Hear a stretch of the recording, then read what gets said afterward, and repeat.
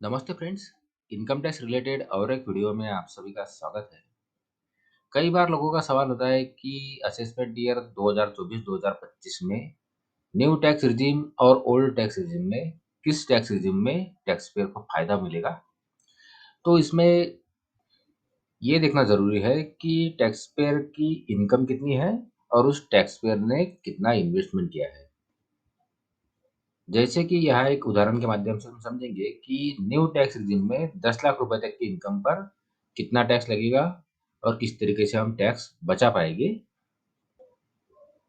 तो आपके सामने यहाँ एक उदाहरण है।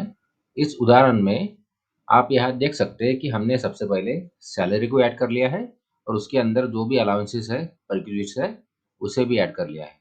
उसके बाद जो हमारी ग्रॉस सैलरी है वो निकली है 10,34,000 रुपए। तो यहाँ न्यू टैक्स रिजिम में कोई भी अलाउंस का एग्जम्पशन नहीं मिलता है। और अगर डिडक्शंस की बात करें तो केवल स्टैंडर्ड डिडक्शन मिलता है, जो कि है 50,000 रुपये। तो यहाँ हमने 50,000 रुपये का स्टैंडर्ड डिडक्शन ले लिया है। इसके बाद जो income chargeable under the head of salary बचती है वो है 9,84,000 रुपये। इसके बाद बारी आती है हाउस प्रॉपर्टी इनकम की। अगर किसी टैक्स पेयर ने होम लोन लेकर रखा है और उसके ऊपर इंटरेस्ट पे किया है तो उसका डिडक्शन ओल्ड टैक्स रिजिम के अंतर्गत टैक्स पेयर को मिलता है। यहाँ न्यू टैक्स रिजिम में भी होम लोन इंटरेस्ट का डिडक्शन मिलता है, ले, लेकिन हाउसिंग लोन इंटरेस्ट का डिडक्शन तभी मिलेगा जब हाउस प्रॉपर्टी रेंटेड हो।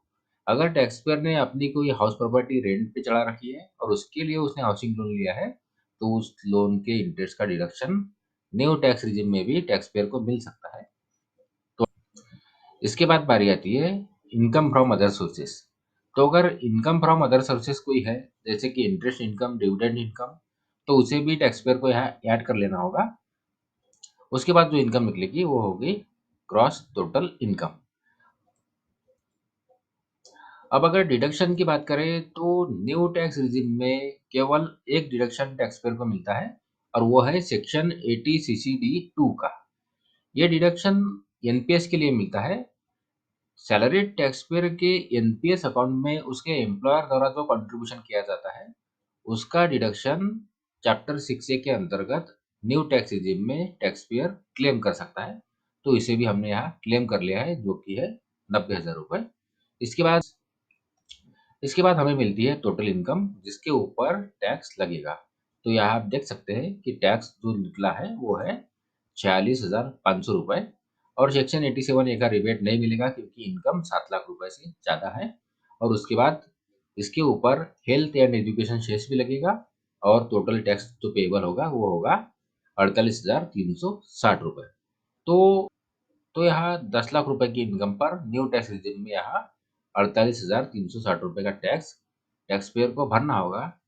लेकिन अगर किसी टैक्स पेयर ने चैप्टर 6C के अंतर्गत इन्वेस्टमेंट करके रखी है, जैसे कि सेक्शन 80C, सेक्शन 80D, और उसने अगर हाउसिंग लोन लेके रखा है जिसके ऊपर उसने इंटरेस्ट पे किया है, तो उसे ओल्ड टैक्स रिजिम में ही अपना इनकम टैक्स रिटर्न फाइल करना चाहिए, जिसके अंतर्गत ही वो टैक्स बेनिफिट ले सकता है और अपना टैक्स बचा सकता है। अगर और जिस टैक्स पेयर ने किसी भी प्रकार की कोई इन्वेस्टमेंट नहीं की है और उसने हाउसिंग लोन भी लेकर नहीं रखा है, तो उसे 10 लाख रुपए तक की इनकम पर न्यू टैक्स रिजिम में बेनिफिट मिलेगा। तो आशा करता हूँ इस वीडियो की जानकारी आपको यूजफुल लगी हो। अगर इस वीडियो की जानकारी आपको यूजफुल लगी है तो वीडियो को लाइक करिए, चैनल को सब्सक्राइब करिए। धन्यवाद।